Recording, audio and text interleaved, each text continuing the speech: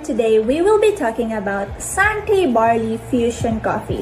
This is one of the best sellers of Sante International.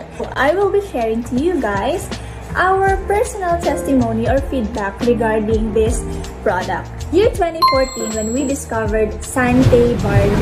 Yung time na yon, yung favorite lang talaga namin is yung Sante Pure Barley kasi nga may concern kami sa health namin ng buong family namin. But as time goes by, na-discover namin na isa sa mga best sellers ng company ay ang Sante Barley Fusion Coffee. This coffee is very special and kung bakit isa siya sa mga best sellers, malalaman nyo today. This is a healthier coffee made up of Robusta beans, organic barley grass from New Zealand, stevia, and non-dairy creamer. And aroma pa lang, grabe, nakaka-relax na. Let's talk about Robusta coffee beans. As we all know, maraming health benefits ang pag-iinom ng kape. Kasi Robusta beans, mas mataas ang kanyang caffeine content compared to other coffee beans. So others might think na hindi siya maganda. Pero actually, dito sa Sante Barley Fusion Coffee, neutralize yung kanyang caffeine content because of barley grass. Mas madami din ang antioxidants ng Robusta beans comparing to other coffee beans. So, just imagine the health benefits that we can get sa Robusta coffee beans and sa organic barley grass. Bonggang-bongga, diba?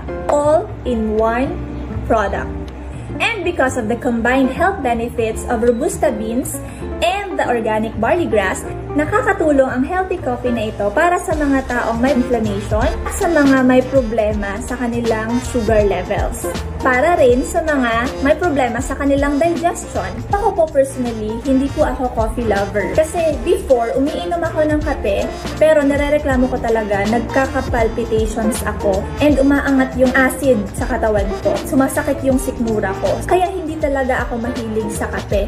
But when I tried the Sante Barley Fusion Coffee, year 2014, when I first tried this, nasarapan ako, amoy pa lang, aroma pa lang, ang bango niya, and masarap siya, hindi siya ganun katamis, tama lang, and dito ko lang na-experience yung pag-inom ng kape na hindi ako nag-palpitate, hindi sumakit yung sikmura ko. So, bilib ako sa kapeng ito. But for now, kasi I'm 4 months pregnant, nag-stop muna ako sa coffee. Pero this fusion coffee, lagi po kaming may stocks nito. Kasi yung husband ko, grabe kumakainom. Ito talaga yung all-time favorite coffee niya.